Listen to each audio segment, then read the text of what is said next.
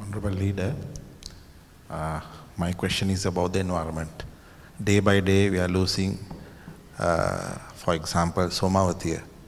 I think we lost about 3,000 acres in just 2 days. At the rate things are continuing, I feel that there's not much of pressure put on the government to stop this damage by the opposition. But I know you're a nature lover. But I would kindly urge you, I mean, we are losing, if you look at the papers, every day I have collected more than 30-40 papers where even unknown nature reserves have been destroyed, either it's filled or they are cutting all the trees, filling, unauthorized filling. So what kind of pressure you are hoping to put on the government and put a stop? Because I don't think even we have even 17% of forest coverage at the rate things are happening. Thank you. Me at the outset invite all of you all who are here to join me on the 3rd of March. Do you know that the 3rd of March is the International Wildlife Day? So Samagichana Balavega has allocated that day and allocated that day to have a few events that would basically announce SJB as the Green Party of Sri Lanka. In Sinhala you call it, because I don't want you all to get the wrong impression, Harita Paksha, not the decrepit and bankrupt Greens, which the electorate rejected. So, Rajiv, if you're here, please, I would like to invite all of you all on the 3rd, and I'll give Rajiv the particulars, which you may be able to post on the WhatsApp group. Right. Yes, I would like to go back in time a bit, if I'm permitted to do so. The presidential elections and the parliamentary elections. We as a party presented an environmental charter, a charter that would have given legal teeth to all pro-conservation proposals as parliamentary statutes. So I'm very disappointed by the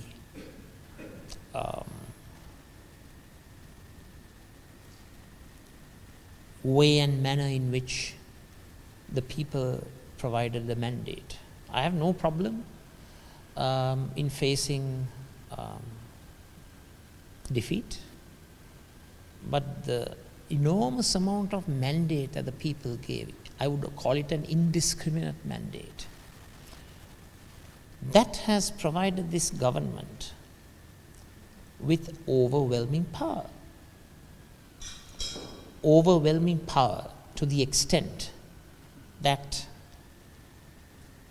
they are governing the country as if it's their private family household. So if a person from a particular branch of the family tree come running and say, oh please, I want 3,000, 4,000 acres for my buddies, it's given. So this is the typical arrogant,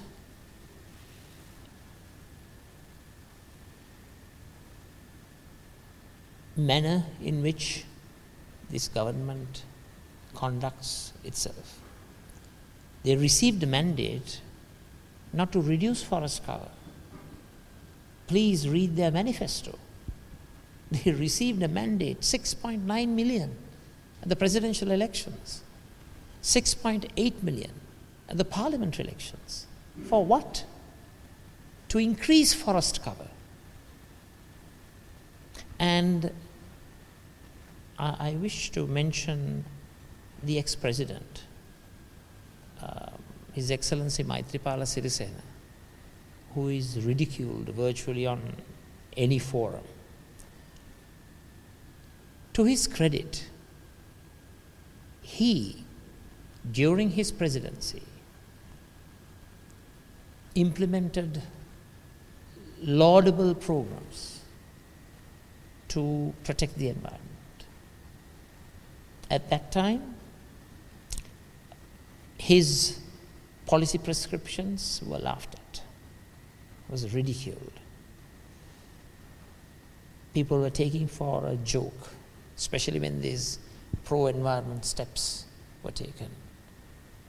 But now what do we have?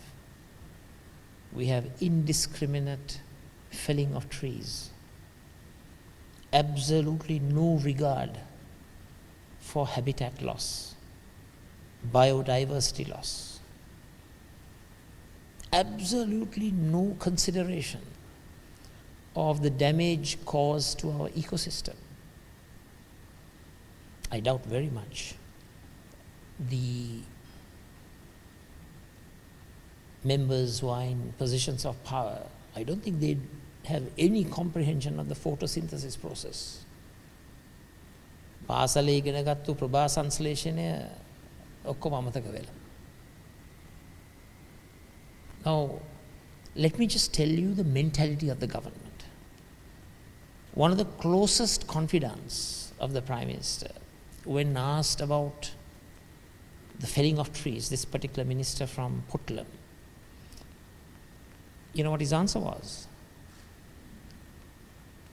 Oxygen kandada. O2 kandada. Did you all see that? It was on television. So, unfortunately, I'm sorry to say this, the electorate is also to be blamed. The electorate has provided this government with so much of power. There's immense concentration of power in the hands of a few. And those few are destroying our environment. Because of the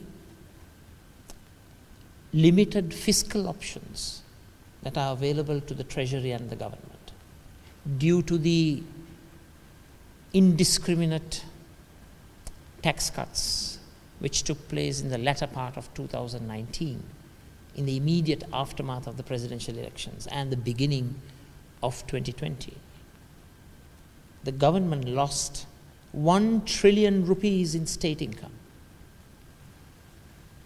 Now, that has acted as a constraint in terms of providing financial support for development programs. So this financial constraint, which has in turn limited capital expenditures, which in turn has made this government very, very unpopular. They have come to this conclusion, okay, we cannot spend money because we don't have money, but we have land, enough and more land. So the government is cutting its losses and providing people with land as a short-term initiative to maintain their levels of popularity.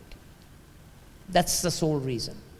Otherwise, there's absolutely no reason for this government to embark upon this, I'm sorry to use this word, this lunatic approach in terms of the environment. So we, the SJB, the Green Party of Sri Lanka, the Harita Paksha of Sri Lanka, we hope to commence our environment program with various events that will take place on the 3rd of March, International Wildlife Day.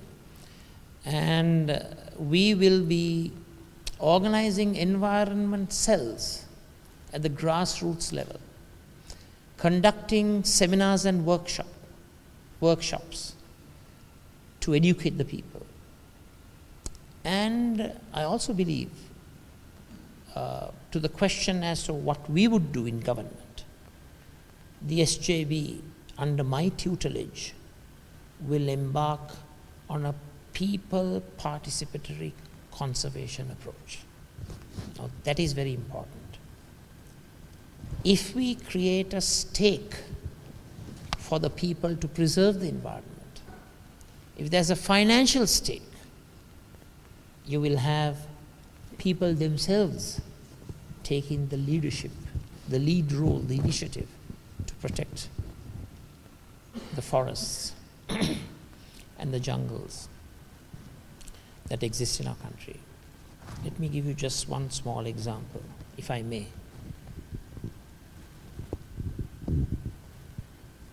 When I was in the government, I had the opportunity of giving some appointments to youth to serve as volunteer trackers at Yala National Park. I heard about 3 or 4 families, major families, in the buffer zone areas of Yala National Park.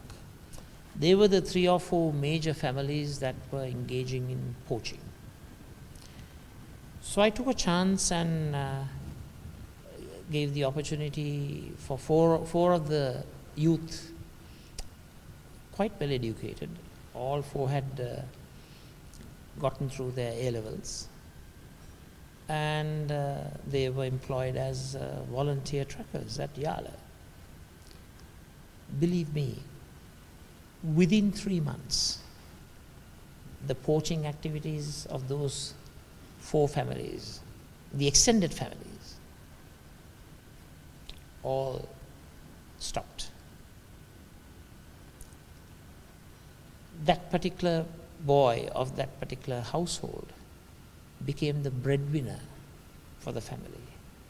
And Yala National Park was providing the income for that particular family. So there we created a stake, a financial stake for especially buffer zone communities in preserving and protecting the environment, Yala National Park. Now that's one small example, but that's the general environment conservation model that we would be adopting. People participatory conservation program. And let me assure you, we will perform in terms of protecting the environment. In the short term, what are we going to do with the immediate lunacies that is going on with this government? Yes, we will try and do our very best. We have announced to the world through Parliament the dastardly acts committed by what I would name environmental terrorists. This is environmental terrorism, and I would not hesitate to use those words.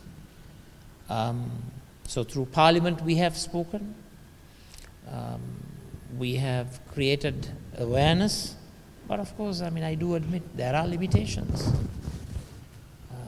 Trees cannot talk, trees can't vote. Most politicians and legislators give due priority to human beings. But I think it's time that we educated our country on the intrinsic value of preserving our environment. Our ecosystem is about to explode. We have reached a situation of entropy. Entropy is the extreme situation of pollution. The absorption capacity of our ecosystem, what in environmental science terms you refer to it as the assimilatory capacity of our ecosystem has exceeded its optimal level. We have surpassed it. Internationally, day by day, we see a depletion of the ozone layer with the accelerated amounts of carbon emission. The polar ice caps are melting, and the habitat of the polar bear and other species are getting reduced. Global temperatures are rising. Sea levels are on the rise to such an extent that most Maldivians have started planning to migrate to either Australia or Canada, or maybe other countries. So we have an environmental emergency. Recent studies, of course, I must confess, they are at a very, very preliminary stage. Recent studies have shown some sort of a link in COVID-19, which had supposedly originated with bats, bats who had been inhabiting jungles and forests surrounding the Wuhan area, and because of the forest degradation that has taken place, most of the bats have come to the urban metropolis, and some theorists say that would have been one of the reasons for this global pandemic. I must confess that that particular theory is yet to be proven in a comprehensive manner. But by and large, in most of the world calamities, in whichever sector that it arises, it always leads back inevitably to the environment.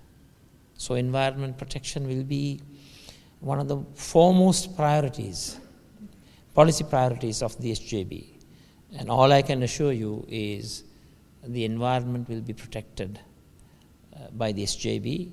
But then again, the type of rampant tree felling that is taking place, now the costs are virtually irreversible. Because these huge trees, there's a time lag involved. Even if you replant, even if you have tree planting programs, there's a time lag involved for the trees to grow, because most of the trees that are felled are mature trees, less so shrub jungles. So that has also got to be taken into consideration. When SJB takes over, what will be the situation? What is in store for the environment for the next 2, 3, 4 years? When one thinks of it, it's very, very alarming. But have hope